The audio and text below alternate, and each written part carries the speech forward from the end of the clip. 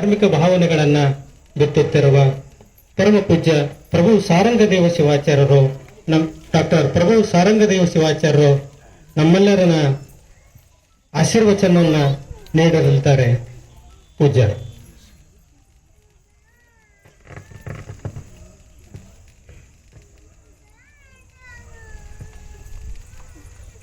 ಪ್ರಾತಸ್ಮರಣೀಯರಾದ ಪೂಜ್ಯ ಗುರುಗಳನ್ನು ಬಂದು ಸ್ಮರಿಸಿ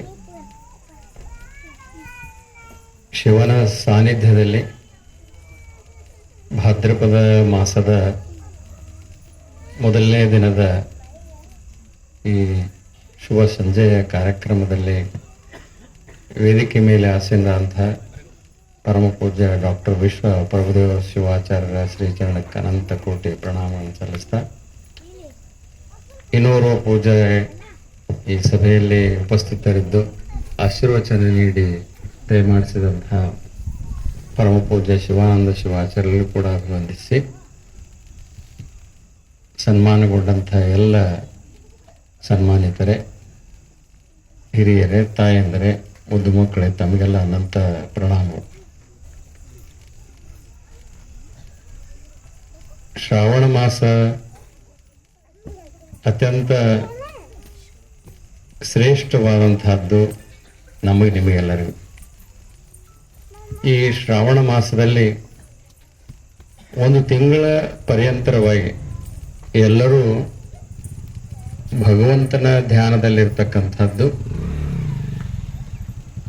ಜಪ, ತಪ, ಪೂಜೆ, ದಾನ, ಧರ್ಮ ಇಂಥವನ್ನೆಲ್ಲಗಳನ್ನು ಅತ್ಯಂತ ಶ್ರದ್ಧೆಯಿಂದ ಮಾಡಿಕೊಂಡು ಬಂದಂತಹ ಇದು ಒಂದು ಶ್ರಾವಣ ಮಾಸ.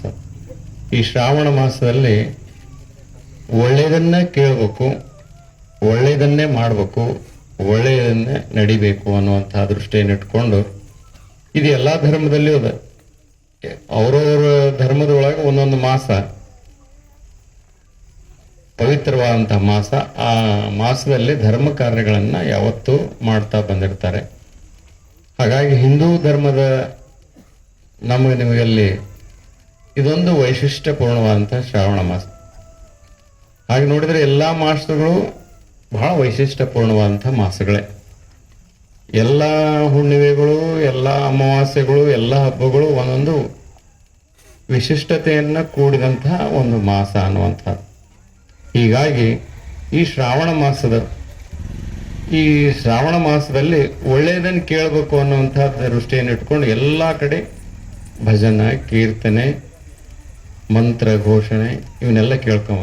ಶ್ರುತಂ ಹರತಿ ಪಾಪಾನೇನು, ಕೇಳುವುದರಿಂದ ನಮ್ಮಲ್ಲಿರ್ತಕ್ಕಂಥ ಅವಗುಣಗಳೆಲ್ಲ ದೂರ ಆಗ್ತವ ಅನ್ನುವಂಥ ದೃಷ್ಟಿಯನ್ನು ಇಟ್ಕೊಂಡು 12 ತಿಂಗಳೊಳಗೆ 1 ತಿಂಗಳರ ಶಿವಧ್ಯಾನ ಮಾಡಬೇಕಪ್ಪ, ಶಿವ ಪೂಜೆ ಮಾಡಬೇಕು ಅನ್ನುವಂಥದ್ದು.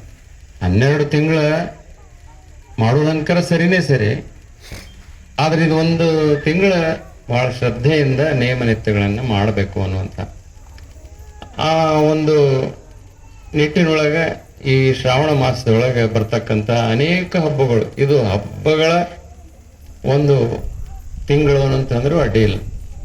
ಮನೆ ಒಳಗೆ ಯಾಕೆ ಶ್ರಾವಣ ಮಾಸದೊಳಗೆ ಬಂತಂದ್ರೆ, ಭಗವಂತ ನಿಮಗೆಲ್ಲ ಸಮೃದ್ಧಿಯನ್ನು ಇಟ್ಟಿರ್ತಾನೆ. ಮಳೆ ಆಗಿರ್ತದೆ, ಬೆಳೆ ಬಂದಿರ್ತದೆ.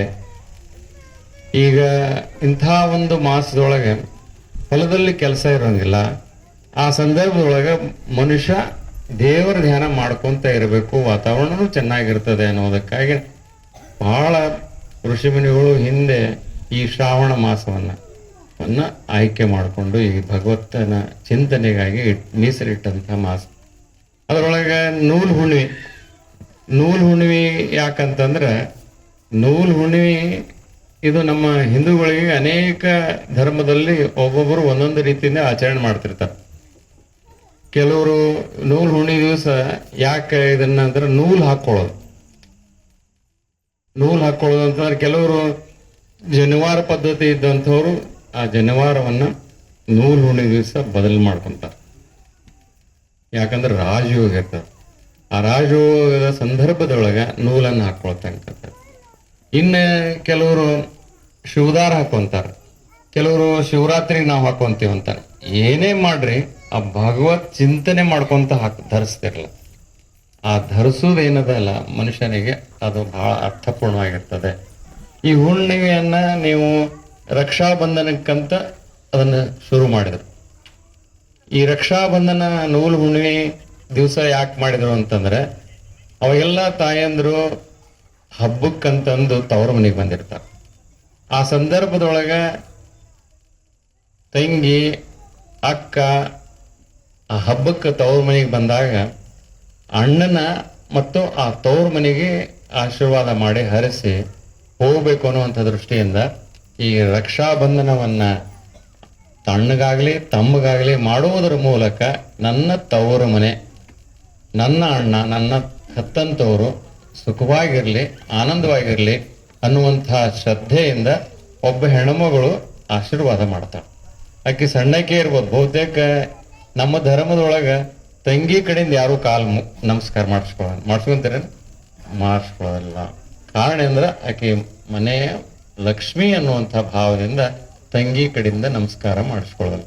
ಕಾರಣ ಏನಂದ್ರೆ ಆ ತಂಗಿನೂ ಅಂತ ಶ್ರದ್ಧೆಯನ್ನು ಇಟ್ಕೊಂಡು ಆ ತವ್ರ ಮನೆಗೆ ಬಂದಿರ್ತಾಳೆ. ತವ್ರ ಮನೆ ಬಗ್ಗೆ ಬಹಳಷ್ಟು ಹೆಮ್ಮೆ ಮತ್ತು ಬಹಳ ಖುಷಿ ಇರ್ತದ ಆ ತವ್ರ ಮನೆ ಬಗ್ಗೆ ಕಂಡುಕೊಳ್ಳೇನೆ. ಹಾಗಾಗಿ ಈ ಮಾಸದೊಳಗನೆ ರಕ್ಷಾಬಂಧನ ಮಾಡೋದ್ರ ಮೂಲಕ ಅದು ಮಾಡ್ತಾರೆ. ಇನ್ನು ಎರಡನೇದ್ದು ಗುರುಗಳು ಪಾದ ಪೂಜೆ ಬಗ್ಗೆ ಎಲ್ಲ ಹೇಳಿದ್ದಾರೆ. ಪಾದಕ್ಕೆ ಯಾಕೆ ಪೂಜೆ ಮಾಡ್ಬೇಕು ಅನ್ನೋದ್ರ ಸೈಂಟಿಫಿಕ್ ಐತಿ.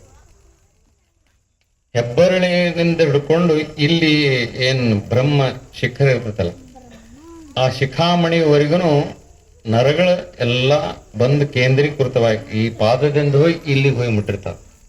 ಸರ್ವೇ ಸಾಮಾನ್ಯವಾಗಿ ಯಾವುದೇ ಒಬ್ಬ ಮನುಷ್ಯನಿಗೆ ಮೂರ್ಛೆ ಹೋದ್ರ ಅಥವಾ ಆರಾಮಿದ್ದಿಲ್ಲ ಅಂದ್ರೆ ಅವಾಗ ಏನ್ ಮಾಡ್ತಾರೆ, ಜಾಗೃತ ಅದಾನ ಅಂತ ತಿಳ್ಕೊಂಡು ನೋಡ್ಬೇಕಾದ್ರೆ ಹೆಬ್ಬಟ್ಟೆ ಮುಟ್ತಾರೆ.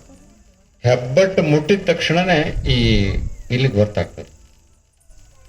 ಹಾಗಾಗಿ ಆ ಹೆಬ್ಬಟ್ಟಿಗೆ ನೊಳಗಿರ್ತಕ್ಕಂಥ ಕರ್ಣರಸ ಅಂದ್ರೆ ನೀವು ಅಲ್ಲಿ ಗುರುಗಳು ಹೆಬ್ಬಟ್ಟು ಮುಟ್ಟಿದ್ರಪ್ಪ ಅಂದ್ರೆ ಅವ್ರಿಗೆ ಇಲ್ಲಿ ಗುರುತಾಗ್ತದೆ.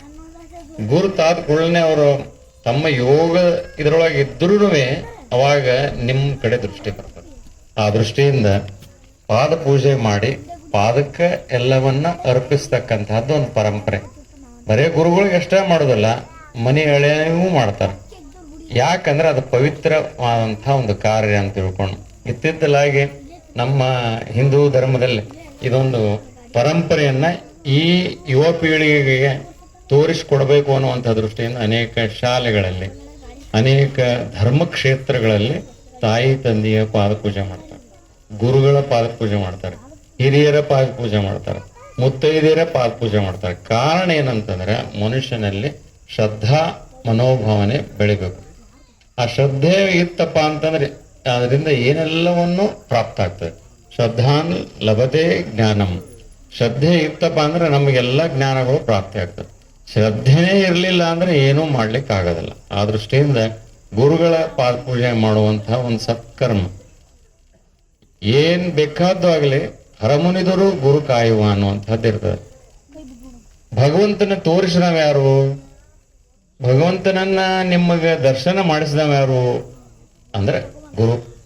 ನೋಡಪ್ಪ, ನೀನು ಇಂಥ ಧರ್ಮದೊಳಗೆ ಹುಟ್ಟಿ ನಿನಗೆ ಇಂಥ ಕುಲದೇವರತೆ ಇದಾನ, ಆತನನ್ನ ಶ್ರದ್ಧೆಯಿಂದ ಪೂಜಾ ಮಾಡು, ನಿನಗೆ ಒಳ್ಳೇದಾಗ್ತದೆ, ನಿನಗೆ ಜ್ಞಾನ ಪ್ರಾಪ್ತಿ ಆಗ್ತದೆ ಅನ್ನುವಂಥ ಮಾತನ್ನ ಹೇಳಿಕೊಟ್ಟವ ಯಾರಪ್ಪ ಅಂದ್ರೆ ಗುರು. ಅದಕ್ಕೆ ಭಗವಂತ ಮತ್ತು ಗುರು ಇಬ್ರು ಬಂದು ನಿಂತರ ಶಿಷ್ಯನಿಗೆ ಕೇಳಿದ್ರೆ ನೀ ಯಾರಿಗೆ ಮೊದಲು ನಮಸ್ಕಾರ ಮಾಡ್ತೀವಪ್ಪ ಅಂತ ಕೇಳಿದಾಗ ನಾ ಗುರುವಿಗೆ ಮೊದಲು ನಮಸ್ಕಾರ ಮಾಡ್ತೀನಿ ಅಂತ. ಯಾಕಂದ್ರೆ ಗುರು ಎಲ್ಲಾ ರೂಪಗಳು, ತ್ರಿಮೂರ್ತಿಗಳು ಗುರು. ಅದಕ್ಕೆ ಗುರು ಬ್ರಹ್ಮ, ಗುರು ವಿಷ್ಣು, ಗುರು ದೇವೋ ಮಹೇಶ್ವರ. ಅವ್ ಸಾಕ್ಷಾತ್ ಪರಮಾತ್ಮನೇನಂತ ತಿಳ್ಕೊಂಡು ಗುರುವನ್ನ ಕಾಣ್ತಿರ್ತೀವಿ. ಆ ದೃಷ್ಟಿಯಿಂದ ಗುರುವಿಗೆ ಯಾವುದು ಅರ್ಪಣೆ ಮಾಡ್ಬೇಕಾಗಿರ್ತದ ಅದನ್ನ ಅರ್ಪಣೆ ಮಾಡೋದು. ಏನ್ ಅರ್ಪಣೆ ಮಾಡ್ಬೇಕಂದ್ರೆ ಭಕ್ತಿ, ಶ್ರದ್ಧೆ, ವಿಶ್ವಾಸ ಇದನ್ನ ಅರ್ಪಣೆ ಮಾಡೋದು. ಗುರುವಿಗೆ ಏನೆಲ್ಲವನ್ನು ಸಮರ್ಪಣೆ ಮಾಡಿದ್ರೂ ಕಡಿಮೆ ಇರ್ತದೆ, ಆದ್ರೆ ಅದನ್ನು ಶ್ರದ್ಧೆಯಿಂದ ಮಾಡಿದ್ರೆ ಸಂಪೂರ್ಣ ಆಗ್ತದೆ. ಶ್ರದ್ಧೆ ಇಲ್ದೇನೆ ಮಾಡಿದ್ರೆ ಅದು ಅಪೂರ್ಣ ಆಗ್ತದೆ ಅನ್ನುವಂಥ ಮಾತನ್ನೇ ಇಲ್ಲಿ ತಮಗೆಲ್ಲ ಹೇಳ್ತಾ, ಈ ನಾಗೂರ್ ಬಡಾವಣೆಗೆ ನಮಗೆ ಬಹಳಷ್ಟು ಸಂಬಂಧ. ಈ ಗುಡಿ ಪಾಯ ಪೂಜಾ ಮಾಡೋದನ್ನ ಹಿಡ್ಕೊಂಡು ಈ ಗುಡಿ ಸ್ಥಾಪನಾ ಮಾಡೋದನ್ನ ಹಿಡ್ಕೊಂಡು ಎಲ್ಲಾ ಕಾರ್ಯಕ್ರಮಗಳಿಗೆ ಇಲ್ಲಿ ಬಂದು ಹೋಗಿದ್ದೀನಿ. ಬಹಳ ಸುಂದರವಾದಂತಹ ಪರಿಸರದೊಳಗೆ, ಎಲ್ಲಾ ದೇವಸ್ಥಾನದೊಳಗೆ ಅತ್ಯಂತ ಶ್ರೇಷ್ಠವಾದಂತಹ ನಮ್ಮ ದೇಶದೊಳಗ ಹೆಚ್ಚು ದೇವಸ್ಥಾನಗಳು ಯಾವ ಅದಾವಪ್ಪ ಅಂದ್ರೆ ಈಶ್ವರ ದೇವಸ್ಥಾನ, ಈಶ್ವರನ ದೇವಸ್ಥಾನಗಳಿದಾವ. ಬಹಳ ಮೊದಲ ಯಾವುದು ಭಗವಂತನ ಕಲ್ಪನೆನೇ ಇದ್ದಿದ್ದಿಲ್ಲ. ಕೊಲ್ಲೂರು ಮೂಕಾಂಬಿಕೆ ದೇವಸ್ಥಾನಕ್ಕೆ ಹೋದ್ರೆ ಅಲ್ಲಿ ಈಶ್ವರ, ಯಡೂರು ವೀರಭದ್ರೇಶ್ವರನ ದೇವಸ್ಥಾನಕ್ಕೆ ಹೋದ್ರೆ ಅಲ್ಲಿ ಈಶ್ವರನೇ. ಈಶ್ವರ ಹೆಂಗ ಅದನಪ್ಪ ಅಂದ್ರೆ ಈ ಜಗತ್ ವ್ಯಾಪಿ ಅದಾನ. ಮನುಷ್ಯನ ದೇಹಕ್ಕೂ ಈಶ್ವರನಿಗೂ ಬಹಳ ಸಂಬಂಧ. ಆ ದೃಷ್ಟಿಯಿಂದ ಈಶ್ವರನ ಪೂಜೆ ಮಾಡ್ತಕ್ಕಂಥದ್ರೊಳಗೆ ಎಲ್ಲ ಅದ. ಬಹಳ ಜನ ಒಳಗಡೆ ಹೋಗಿ ನಮಸ್ಕಾರ ಮಾಡಿ ಈಶ್ವರನ ಸುತ್ತ ಹಾಕ್ತಾರೆ. ಹಾಗೆ ಹಾಕ್ಬಾರ್ದು. ಈಶ್ವರನ ಸುತ್ತು ಪೂರ್ತಿ ಹಿಂಗೊಂದು ರೌಂಡ್ ಸುತ್ತ ಹಾಕ್ಬಾರ್ದು. ಹೊರಗಡೆ ದೇವಸ್ಥಾನ ಸುತ್ತ ಹಾಕ್ರಿ, ಆದ್ರೆ ಒಳಗೇನ್ ಈಶ್ವರನ ಹತ್ರ ಹೋಗಿ ಕೆಲವು ಸುತ್ತ ಹಾಕ್ತಿರ್ತಾರ, ಹಂಗ ಹಾಕುವಂಗಿಲ್ಲ. ನಮ್ಮ ಅಜ್ಜಾರ್ ನಮ್ಗೆ ಹೇಳ್ತಿದ್ರು, ಬಂದಂತ ಭಕ್ತರಿಗೂ ಹೇಳ್ತಿದ್ರು, ಮುಂದ್ ಹೋಗಿ ಹಿಂಗ್ ಬಂದ್ ಮತ್ತ ಜಲಹರಿಯಿಂದ ಮುಟ್ಟಿ ಮತ್ ಹಿಂಗ್ ಬಂದ್ ಹೋಗ್ಬೇಕು ಅನ್ನೋ. ಸುತ್ತ ಹಾಕುವಂತಹದ್ದು ಅದು ಸರಿ ಅಲ್ಲ, ಶಾಸ್ತ್ರಸಮ್ಮತವಾದಂಥದ್ದು ಅಲ್ಲ ಅನ್ನುವಂಥ ಆ ದೃಷ್ಟಿಯಿಂದ ಬಹಳ ಜನ ಇನ್ನೂ ಆ ಈಶ್ವರನಿಗೆ ಮುಟ್ಟೇ ಮಾಡ್ಬೇಕು. ಬಹಳ ಜನ ನಾವು ಮುಟ್ಟು ದರ್ಶನ ಮಾಡ್ಬೇಕು ಅನ್ನುವಂಥ ಅಭಿಪ್ರಾಯದಿಂದ ಶ್ರೀಶೈಲಕ್ಕೆ ಹೋಗ್ತಾರೆ. ಮುಟ್ಟು ದರ್ಶನ ಮಾಡುವುದಕ್ಕಿಂತ ಧೂಳು ದರ್ಶನ ಮಾಡೋದು ಬಹಳ ಯೋಗ್ಯ ಇರ್ತದಂತ. ಬಂದ ತಕ್ಷಣನೇ ಮನುಷ್ಯ ಏನಿರ್ತಾನ ಬಹಳ ಬಹಳ ಬಹಳ ತುಂಬ್ಕೊಂಡ್ ಬಂದಿರ್ತಾನ. ಆ ಸಂದರ್ಭದೊಳಗೆ ಹೋಗಿ ನಮಸ್ಕಾರ